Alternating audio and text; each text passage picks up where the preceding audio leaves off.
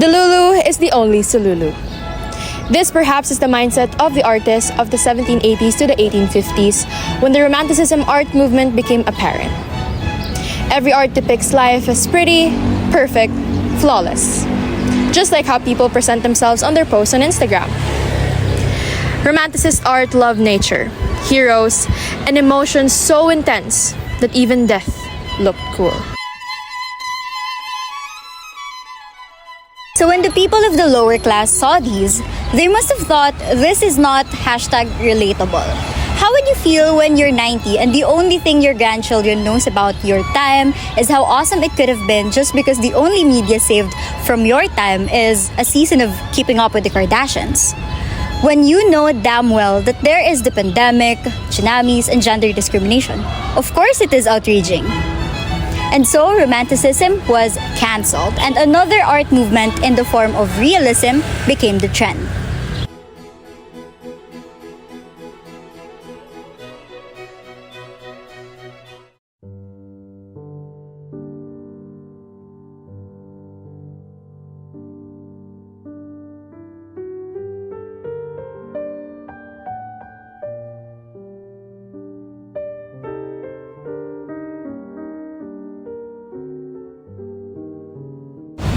Realism is literally the first coming of art imitates life.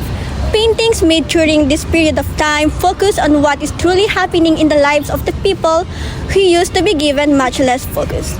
As one would expect, it was not as popular as pizza at a party. In fact, many people, especially those from the upper class, thought it was absurd just because it is so true. The first example of a painting in this art style is the Stonebreakers by Gustave Courbet. In the painting, several discernible facts about this painting are that, first, there are two men breaking stones. Second, the scene happened by the mountainside. Third, the painting used dull colors.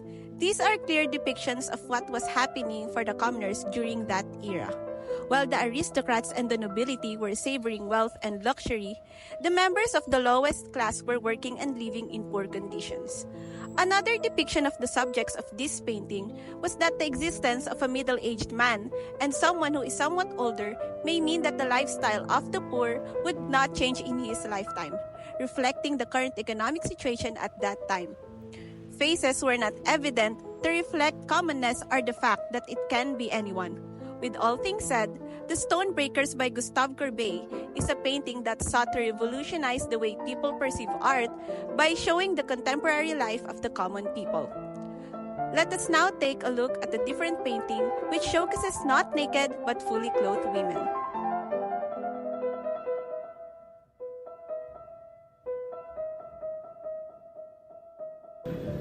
The Gleaners was painted by Jean-François Millet in 1857 and is known as one of the most iconic yet also one of the controversial paintings of the French Realist movement.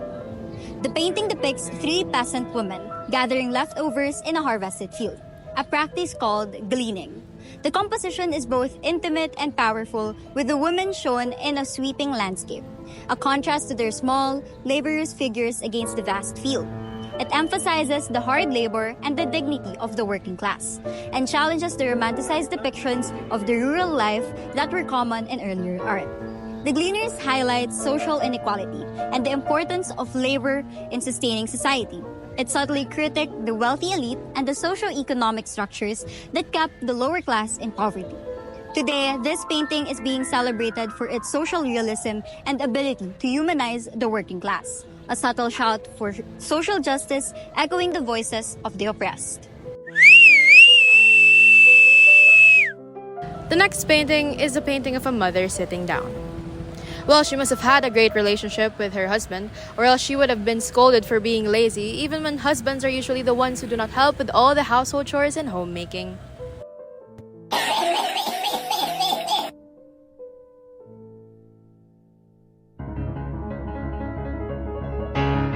The Whistler's Mother painting was created by James McNeill Whistler in 1871. It reflects a quiet mood and a peaceful theme that focuses on form and balance rather than dramatic details. The painting was a personal tribute to Whistler's mother.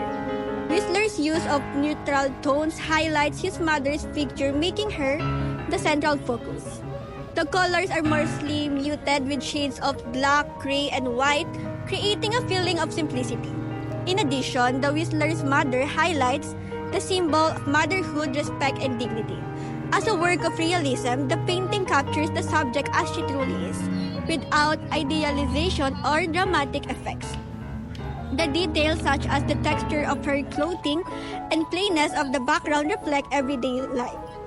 Whistler emphasizes her natural posture and calm expression, showing her as an ordinary person rather than idealized figure.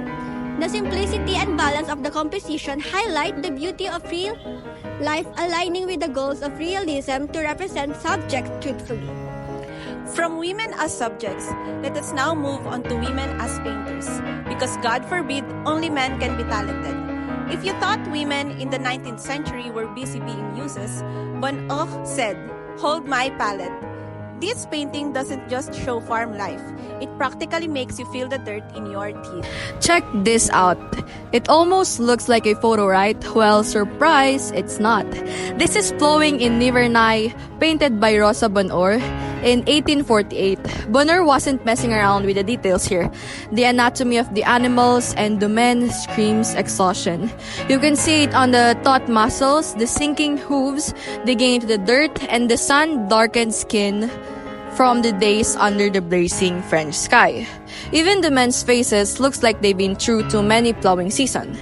This masterpiece captures rural life in the Nivernais region of France, showing how humans and nature work together. Though work might feel like an understatement here, it is a tribute to the grueling effort behind every harvest and to the agriculture in Nivernais. Now, this realist painting personally resonates with me and my friends in class when a professor tells us to read another material for a professional course.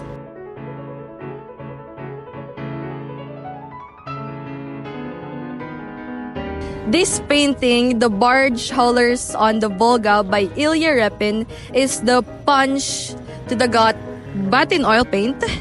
It shows 11 men dragging a massive boat out of the Volga River, and every single one of them looks like they've just had about enough of life. Their exhaustion, defeat, and misery are visible.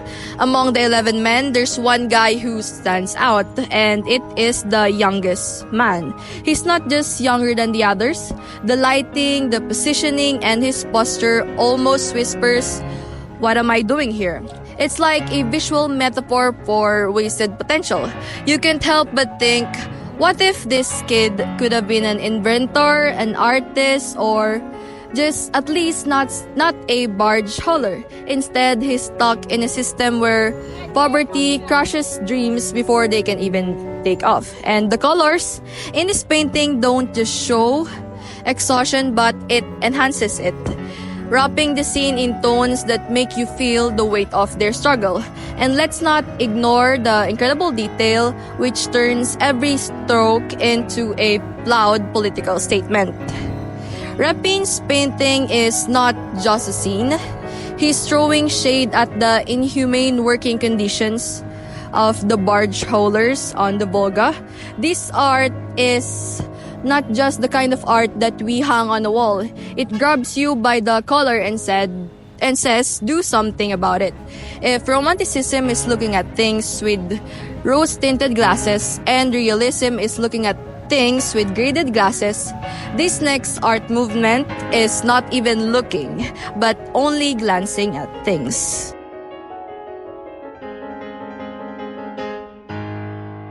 Impressionism, an art movement that emerged during 1860s to 1880s, was marked with less restrictions. It can also be compared to an ugly ex-boyfriend.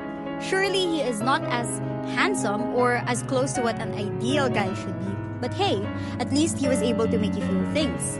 In this type of art movement, emotion and impression are what matters. So it's like an ugly ex-boyfriend? He's not perfect, but he makes you feel things. Exactly. Impressionism is all about emotions, not about the details. The first painting during this time was Impression Sunrise by Claude Monet. It was part of the exhibition of the Impressionists in 1874. During this time, society is not so welcoming to new art styles and forms, especially as it appears as if it was done lazily or not yet finished. Even the brush strokes and colors used were evident in this painting, and most importantly, the depiction of what is real and not. It is important to highlight that again, for the painters in this era, how a particular scene registers or what impression it makes at first glance is the utmost priority. On that note, this particular work of Monet is something that is out of the ordinary. With its depiction of the sunrise on the port of Le Havre and the hazy colors used in most of its spaces, a contrast to the red-orange sun, optimism serves as its central theme, especially in the context of it being made after France's defeat in the Franco-Prussian War in 1871. This painting was able to give hope for the re-emergence of the country's dominance. This next Claude Monet painting is something that hits close to home, the water lilies. The water lilies painting is often associated with nature, beauty, sky, and light. The painting is characterized by large-scale depictions of water, gardens, and it also broke traditional boundaries by focusing on color, reflection, and atmosphere, rather than detailed forms. However, this painting became entangled in a controversial chapter of Philippine history, when the former First Lady Imelda Marcos thought that her 3,000 pairs of shoes were not enough.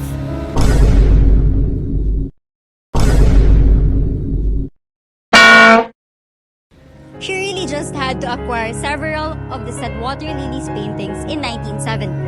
How she masked this acquisition under the pretense of elevating the culture of the country is even more mind-blowing, considering that such an act was marred by allegations of corruption. After billions of dollars stolen, thousands of innocent lives taken, a network shutdown, and a mega unplanned flash mob in EDSA later, efforts were made to reclaim the artworks when they were ousted in 1986, as it is considered a part of the broad plunder in the nation's resources. With that, nowadays, despite the beauty of the painting, some Filipinos might incorporate the artwork not just with the beauty of Impressionism, but with the constant struggle for justice and corruption in the Philippines. Heavy on the constant struggle for justice and corruption, because who even re-elects the heir to a world-famous plunderer? It is like saying your cheating partner would never cheat on you again.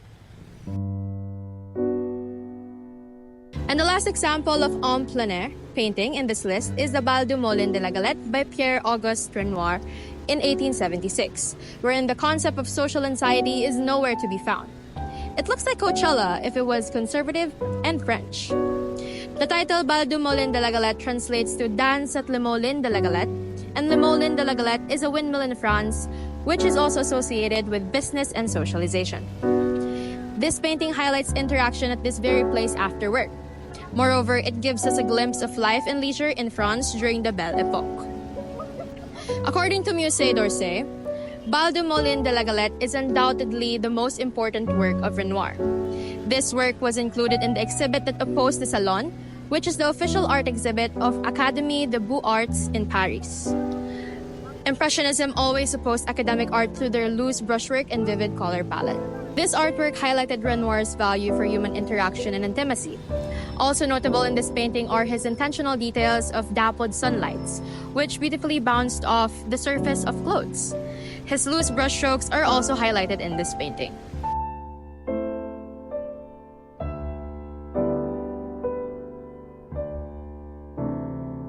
Impressionism is undoubtedly a pivotal time in the history of art. So great that it gave birth to a new art movement in the form of post-impressionism.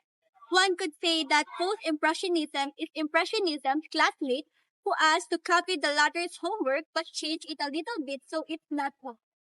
But even then, it paved the way for people to discover their own artistry with no boundaries, that art at this time started to become very metaphoric. Taylor Swift may perhaps enjoy living during this time.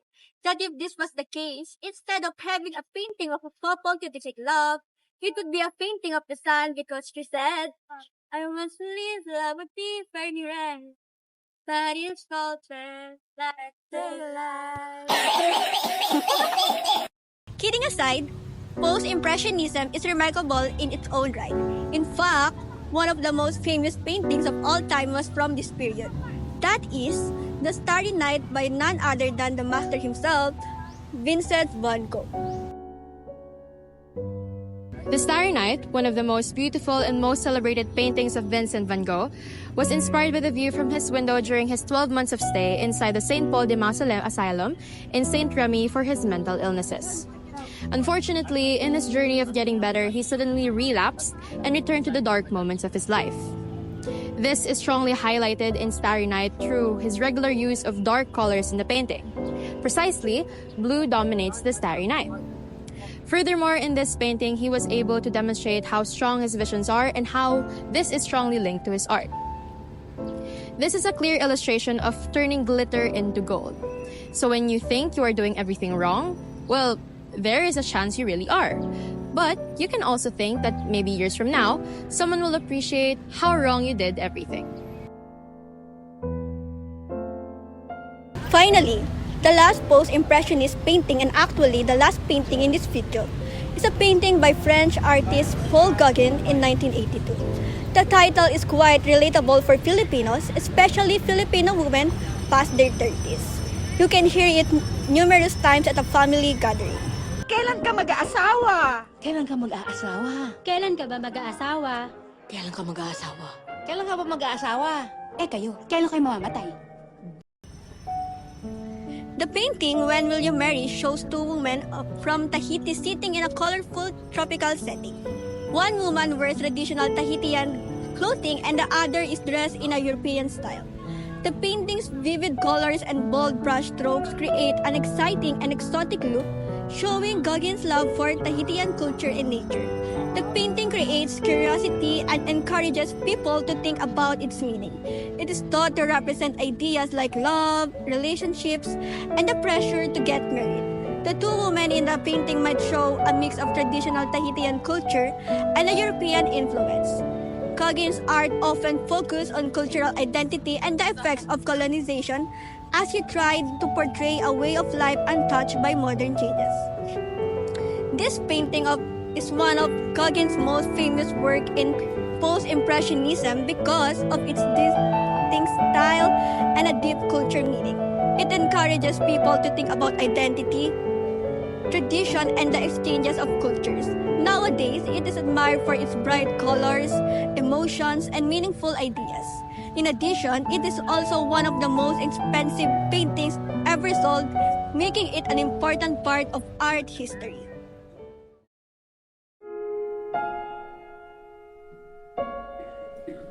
These paintings remind us that art is more than just paint on canvas. Art doesn't just imitate life, it captures in its messiest, most colorful form.